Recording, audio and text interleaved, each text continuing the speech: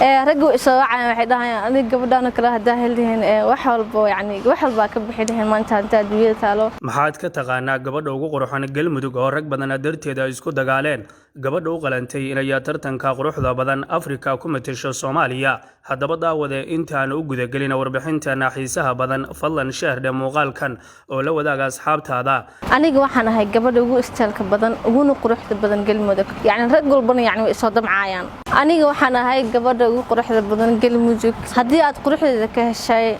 istilkiga ka heshay waxa dhila fiideo ah noloshii shargareeyo ayaan garaad xirsi oo ku magac dheer Samaara waa gabadha ugu quruxda badan magaalada Guraceel ee gobolka Galgaduud oo ku suntan xarunta jacaylka iyo quruxda hablaha waxana Samaara koobka quruxda ku haratay isteelkeeda iyo qaab dhismeedka jirkeeda oo rag badan cajabiyay Samaara oo aan kula kulmay Guraceel waxay ii sheegtay in rag badan ay jacayl iyo xiriir u soo bandhigteen balse ay ka diiday maadaama aysan u qalmin waqtina aysan u haynin sida iyadu ay sheegtay horta qaabka jirkeygu dhisan yahay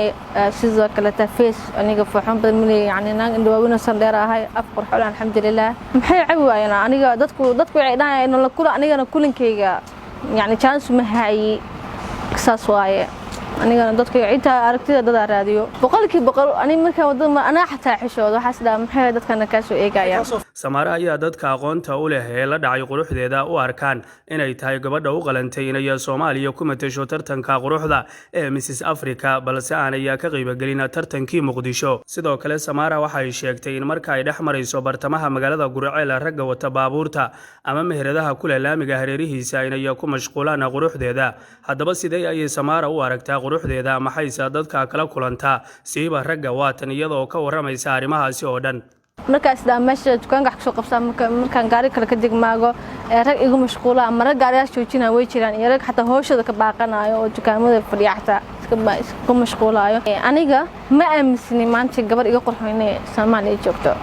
qurbo joogto waxaan dhihi lahaa dadka qurbaha joogo waqtinimaha waqtin anigu la hadlo igara noqdaan dhihi lahaa diswaay aniga shaqooyinkayga iska badan طبعا والله أنا قررت أهانتي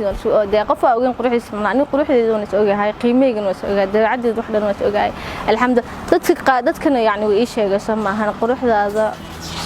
مرة بصبدك رجوا إسراع وحدها أنا قبضنا كره ده هلهن وحول وحول باكب حدهن ما أنت دوية تالو رجوا حاجر أو أنا جاب أو سن يعب أو صدق أفر من سجارة ساسة أنا مع إحني أيجا سن تعب أنا ما ده محي عوّي أنا دتكو عيدها إنه الكرة أنا كلنكيجا chance ما هاي قصص واي أنا دتكو عيدها أركتها ده راديو قبل هو يجري أنا دت بحاجر قبل أنا كنت يقول ساعة متنا قروح لي متنا حوان أنا قروح لي أنا سكر سامي عايا ما عايا ديك الأفكار كدالنا نيلي لهاي وحنا مسنا إنا قروح لأفريقيا ما أنت أنكب قاعد كرو مركي قلم يقول لك صوت تجو طبعا Soomaaliya dhan marka hadaftan waxaan dhahay waan xanuunsaday alxamdulillah ilaahay baarta ma hadis kale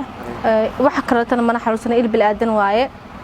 laakiin hadaftan test wana qaba ragga qaar badan ay kor hadleena jiro laakiin alxamdulillah hadii ilaahay baa ma hadis kale ani hadda marka baxayo hadana adkaar aan akhrisan aniga dan habeenki ma sii cakaro aan dareema cabsi badan laakiin anoo adkaarta akhrisan ama quraan akhrisan baaka ma kaday karo quruxda horta ilaahay baa siiyay waxa iska keenkeen habeeraatay ma ahan justina waan ag taaganahay qof meeka wax marsiya ma ahan kalsoonida isku qabaa ma fahanteen alxamdulillah waxaan ahay gabadha fashion ka maanta ugu shidan galmudug kana misanahay gaar ahaan si Guraceel